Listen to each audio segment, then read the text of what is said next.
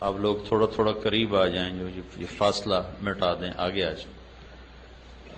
جوان آدمی ٹیک چھوڑ دیں، بوڑھا ضعیف آدمی ٹیک لگا لے، کوئی بات نہیں، لیکن جو ٹھیک ٹھاک لوگ ہیں ٹیک نہ لگاؤ، ذرا سیدھے ہو کے بیٹھو۔ اللہ کی بات کو ادب سے، دھیان سے، توجہ سے سننا۔ معلومات میں اضافہ نہیں، وہی باتیں ہیں جو سنی سنائی ہیں، لیکن دھیان سے سننے سے دل پہ اثر ہوتا ہے، بے دھیانی سے سنے تو وہ اوپر سے نکل جاتا۔ اس وقت ہم 1,24,000 انبیاء علیہ السلام کی بنائی ہوئی بتائی ہوئی ترتیب پر چلتے ہوئے مینا کے پہاڑوں میں آ گئے۔ جیسے ابھی بھائی جنید کہہ رہے تھے کہ حکم دیکھا جاتا ہے کہ حکم کیا ہے، سمجھ میں آئے یا نہ آئے۔ کپڑے اتار کے 2 چادریں پہنو، حالانکہ اگر ہم اپنے لباس میں ہوں تو آسانی رہے۔ اب کسی کو تہمت باندھنے کا طریقہ نہیں آتا، کسی کو اوپر کی چادر سنبھالنا نہیں آتا، کبھی تہمت ڈھیلا ہو رہا، کبھی چادر گر رہی، کسی نے اس کو گانٹھیں دی ہوئی ہیں، کسی نے اس کو ویسے چپکایا ہوا ہے، تو کیا کہیں گے کہ بھائی اللہ کا امر ہے اور امر کو ویسے ہی پورا کیا جاتا ہے جیسے کہا جاتا ہے، اس میں اپنا اختیار نہیں ہے، اس میں اپنی تدبیر نہیں ہے۔ چھری بکرے کے سینے میں گھونپ دی جائے تو خون اس کا بھی نکل جائے گا، لیکن کوئی اس کے سینے تو اللہ نے صرف ہمیں نہیں سارے نبیوں کو یہاں پہنچایا۔ یہ تھوڑا آگے ہمارے مسجد خیف ہے، آج سے 14 صدی پہلے اسی وقت میں ہمارے نبی کا خیمہ بھی لگا ہوا تھا، اور 1 لاکھ کے قریب انسان آپ کے دائیں بائیں تھے۔ آپ کا خیمہ چمڑے کا تھا، سرخ چمڑے کا خیمہ آپ کے لیے لگایا گیا تھا، اور آپ کے دائیں طرف مکے کے لوگوں کو حکم دیا گیا خیمے لگاؤ، اور آپ کے بائیں طرف مدینے کے لوگوں کو حکم دیا گیا خیمے لگاؤ۔ آپ کے سیدھے ہاتھ مہاجرین کے خیمے تھے، اور آپ کے الٹے ہاتھ انصار کے خیمے تھے۔ ان پہاڑوں نے نبیوں کو دیکھا، صحابہ کو دیکھا، اللہ کے بڑے محبوب مقرب بندوں کو دیکھا، بندیوں کو دیکھا۔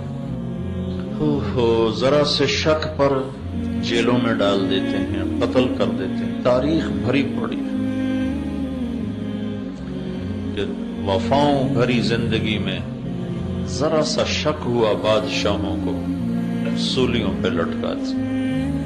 تاریخ مسلمانوں کی بھی غیر مسلموں کی بھی تاریخ بھری پڑی۔ تو بادشاہوں کا دستور یہ ہے جس کو جو نافرمانی کرتا ہے اسے دھکا دے دیتے، اسے اپنے سے دور کر دیتے۔ اور ہمارا اپنا نظام بھی یہ ہے جو ہمارے مزاج پہ نہیں چلتا، سگا بھائی کیوں نہ ہو تو آنا جانا بند ہو جاتا، میل ملاقات بند ہو جاتی۔ آگے بچوں کو بھی کہہ دیا جاتا ہے اس کے گھر نہیں جانا۔ یہ ہمارے ماحول کی چیز ہے، میں کوئی نئی چیز نہیں بتا رہا ہوں۔ ایک واحد اللہ ہے جس نے سارا سال میری نافرمانیوں کو دیکھا، میرے گناہوں کو دیکھا، میری جرتوں کو دیکھا کہ میں نے اللہ کو کیسے کیسے للکارا، کیسے کیسے اندھیرے اجالے میں اپنی منہ کالے کیے، زبان گندی کی، آنکھوں کو گندا کیا، ہاتھوں کو گندا کیا، پاؤں کو غلط استعمال کیا، پیسے کو غلط استعمال کیا، رومے کو داغدار کر دیا، تن ہم داغ داغ شد، گناہوں سے سارا تن داغ داغ ہوا۔ میں حیران ہوں پھر اللہ نے ہمیں کیوں بلا لیا؟ وہ تو ہمیں دھتکار دیتا، دفع ہو جاؤ، تم اس قابل ہی نہیں ہو کہ میرے دربار میں بلائے جاؤ، یہ کیوں بلا لیا؟ سگی اولاد کو دھتکار دیا جاتا ہے۔ روزانہ اخباروں میں آق نامے لکھے ہوتے ہیں، میں نے آق کر دیا، روزانہ اخبار بھرے پڑے ہوتے ہیں۔ اور پھر میں اس پہ حیران ہو رہا تھا کہ اللہ کو تو ہماری ضرورت بھی کوئی نہیں۔ یہ مینا کی وادی میں ایک بھی حاجی نہ آئے تو اللہ کے دربار میں، اللہ کی شاہی میں کوئی کمی تو نہیں آئے گی، اور جتنے موجود ہیں اس سے 10 گنا 1000 گنا ہو جائیں تو اللہ کی بادشاہی میں زیادتی کوئی نہیں ہوگی۔ اللہ کا حرم بھرا پڑا ہے طواف کرنے والوں سے، اس سے اللہ بڑا تو نہیں ہو گیا، اور ایک بھی طواف کرنے والا باقی نہ بچے تو اس سے اللہ چھوٹا تو نہیں ہو جاتا۔ انا اغنى الشركاء عن الشرك واللہ الغنی وانتم الفقراء، میرے بندو تمہارا رب بہت غنی ہے اور تم سارے فقیر ہو۔ اور پھر ایک حدیث میں اللہ تعالیٰ فرماتا ہے میرے بندو تم انسان، جنات، زندہ مردہ، مرد عورت، بوڑھے جوان، چھوٹے بڑے، خشک تر، اگلے پچھلے، نئے پرانے، کوئی شک نہیں چھوڑی، تم سارے سجدے میں پڑ جاؤ تو میری بادشاہی میں ایک ذرہ کے برابر اضافہ نہیں ہوتا۔ ما زاد فی ملکی شیء۔ پھر دوسری جہت سے اللہ فرماتا ہے تم سارے اگلے پچھلے، نئے پرانے، اول آخر، زندہ مردہ، بوڑھے جوان، مرد عورت، خشک و تر، سب میرے نافرمان بن جاؤ تو میری بادشاہی میں ذرہ برابر کمی نہیں آتی۔ جو اتنا بے نیاز ہو وہ نافرمانوں کو کیوں بلاتا ہے؟ کیا ظرف ہے میرے اللہ کا، کیا ظرف۔ عبیدی یبارزوننی بالعظائم، میرے بندے بڑے بڑے گناہ کر کے مجھے للکارتے ہیں۔ وَأَنَا أَكْلَأُهُمْ فِي مَضَاجِعِهِمْ كَأَنَّهُمْ لَمْ يَعْصُونِي، اور میں انہیں رات کو ایسی نیند سلاتا ہوں جیسے سارا دن انہوں نے میری کوئی نافرمانی کی ہی نہ ہو۔ تو بھائیو، سب سے پہلے تو ہم سب مرد عورت اللہ کا شکر ادا کریں۔ کہاں ہم اور کہاں یہ نکہت گل، نسیم صبح تیری مہربانی، کہاں مینا۔ یہ سامنے اللہ کے نبی کا خیمہ لگا ہوا تھا، یہ سامنے مسجد خیف، اور ادھر یہ رائٹ سائڈ ہے مسجد خیف کی، تو ادھر پتہ نہیں یہاں ابو بکر کا خیمہ لگا ہو، یہاں عثمان کا خیمہ لگا ہو۔ مہاجرین کے خیمے ادھر تھے، انصار کے خیمے ادھر تھے، مکے کی سائڈ انصار کے خیمے، مینا کی سائڈ مہاجرین کے خیمے۔ ہمیں اللہ نے کیوں بلا لی؟ میں تو نس نس میں نافرمانی رچی ہوئی، تو ہم تو اس قابل نہ تھے کہ اس یہاں آتے۔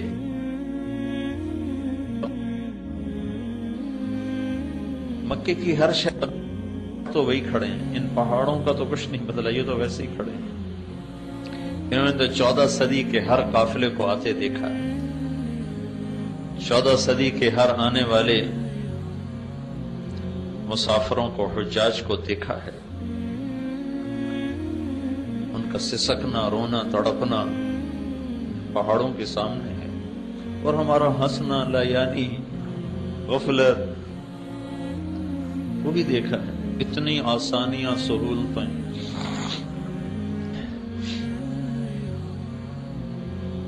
تو بھائیو، پہلا ہمیں اللہ کا شکر ادا کرنا چاہیے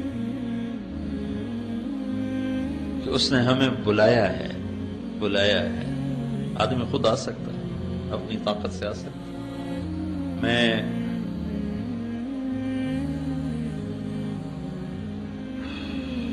سو اور 91 میں حرم شریف سے نکلا، ایک جگہ میرا بیان تھا، تو جہاں یہ مکہ ٹاور ہے یہاں ٹیکسی سٹینڈ تھا، سامنے سڑک تھی، وہاں سے میں نے ٹیکسی لی، مسفلا کی طرف جا رہا تھا، تو عرب تھا گاڑی چلانے والا، جو سامنے سے حاجی گزرے اس کو موٹی گالی دے، بڑی غلیظ گالی تھی۔ وہ میرے لباس سے وہ مجھے پاکستانی سمجھ کے مطمئن تھا کہ اس کو عربی نہیں آتی، لہذا وہ بہت بدتمیزی کا مظاہرہ کر رہا تھا۔ تو مجھے خیال آیا کہ مجھے اس کو دعوت دینی چاہیے، اس کو سمجھا دوں گا یہ اللہ کے مہمان ہیں، ایسی زبان استعمال نہ کروں۔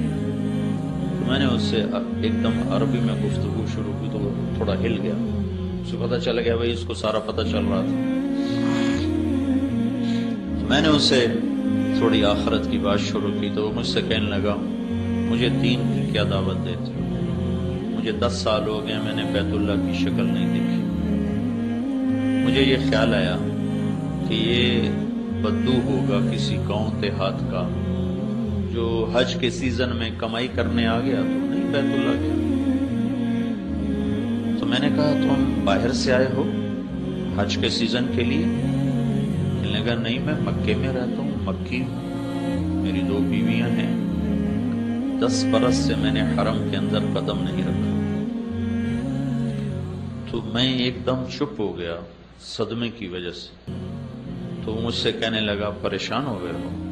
پریشان نہ ہو، مکے میں ایسے بے شمار لوگ جنہوں نے سال ہا سال سے بیت اللہ کی شکل بھی نہیں دیکھی، تو جنہیں وہ نہیں بلاتا انہیں اپنے پڑوس میں رہ کر بھی نہیں آنے دیتا، اور ہمیں اس نے کہاں سے بلایا، جہازوں پہ چڑھایا، گھر چھڑوائے۔ کوئی خوبی تو نظر نہیں آتی کہ جس وجہ سے ہم بلائے گئے ہوں۔ جاننے والوں کو ہی کارڈ بھیجا جاتا ہے، یہ تو اللہ کا بلاوا ہے۔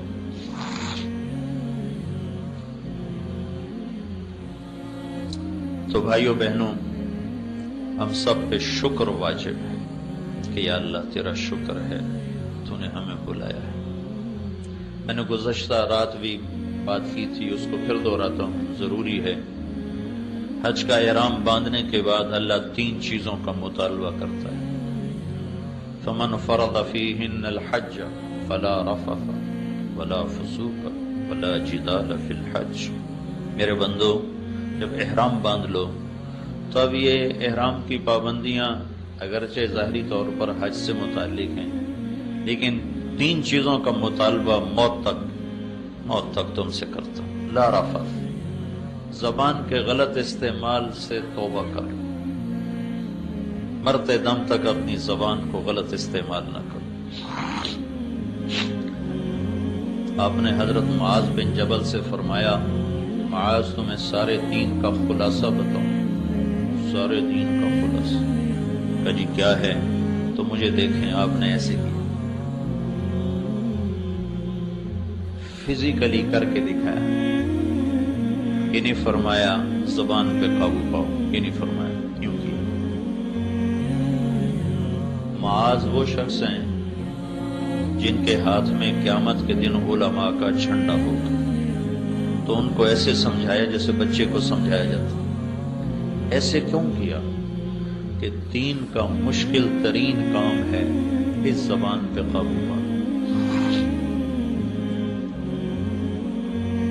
تو معاذ کہنے لگے یا رسول اللہ زبان پہ پکڑ ہوگی؟ تو آپ نے فرمایا معاذ کیا کہتے ہیں، سب سے زیادہ جہنم میں دھکا دینے والی زبان ہے۔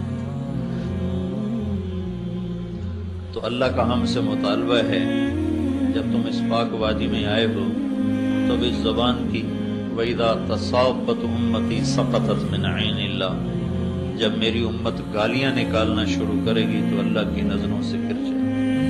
ہمارے چھوٹے چھوٹے بچے گالیاں نکالتے،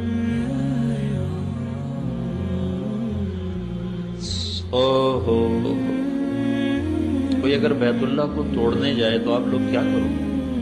اس کی بوٹی بوٹی کر دو گے، بیت اللہ کو گرا رہا ہے۔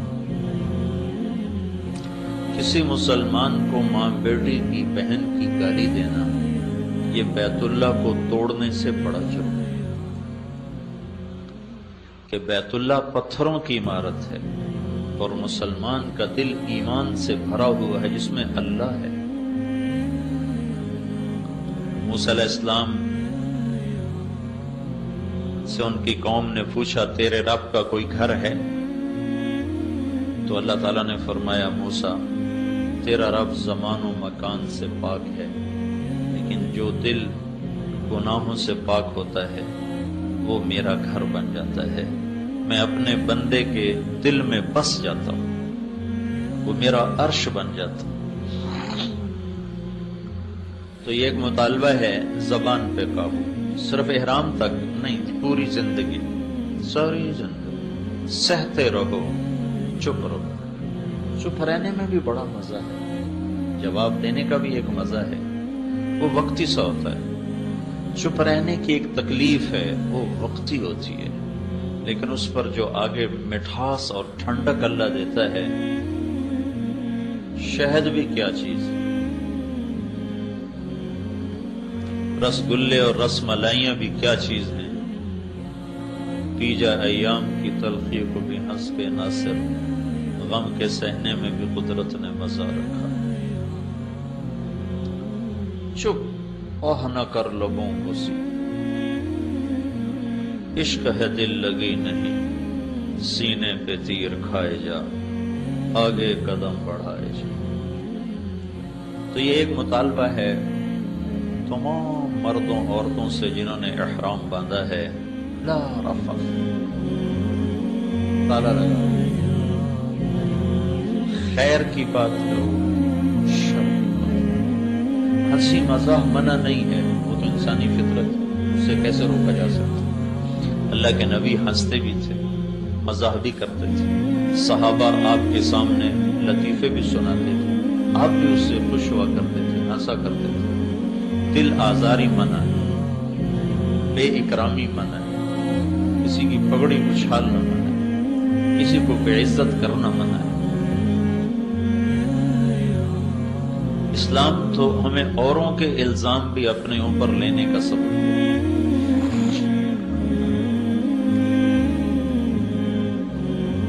زبان پہ قابو،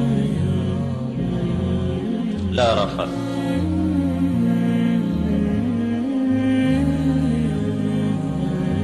دوسرا مطالبہ ہے ولا فسوق، ولا فسوق۔ تمہاری زندگی میں جتنے کبیرہ گناہ شامل ہیں انہیں نچوڑ دو، آج دھو دو، اپنی زندگی سے نکال دو۔ عبادت کی سستی ہے، توبہ کرو، معاملات کی سستی ہے، توبہ کرو، اخلاق کی سستی ہے، توبہ کرو، معاشرت میں سستی ہے، بندوں اور تمہارے درمیان معاملات خراب ہیں تو اس کو بھی ٹھیک کرو، تمہارے اور تمہارے رب کے درمیان معاملات خراب ہیں تو اس کو بھی ٹھیک کرو، خلوت و جلوت کو اللہ سے آباد کر دو، لا فسوق۔ صرف حج کا مطالبہ نہیں، حج میں خاص طور پر ہے، اور موت تک کا مطالبہ ہے کہ اب ہماری تمہاری دوستی ہوگی، ہم نے تمہیں اپنے گھر بلایا ہے، تو میرے گھر آنے کے بعد تم مجھ سے بے وفائی نہ کرو۔ اور عاشقانہ انداز میں بلایا، اگرچہ ہمارے انداز عشق نہیں ہیں، لیکن حج کا مطلوب اصل میں عشق ہی ہے، اس لیے ہمیں عاشقانہ لباس پہنا ہے۔ زیب و زینت عاشق نہیں کیا کرتے، عاشق جو ہوتے ہیں وہ زیب و زینت سے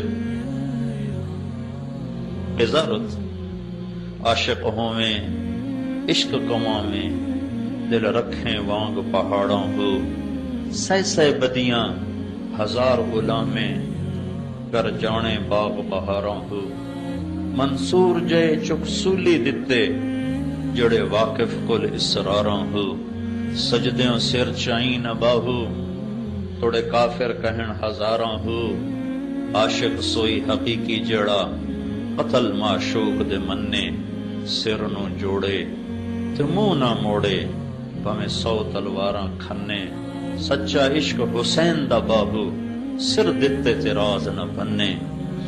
یہ عاشقانہ انداز ہے۔ زیب و زینت بیوی کو بھی نہیں دیکھ سکتے،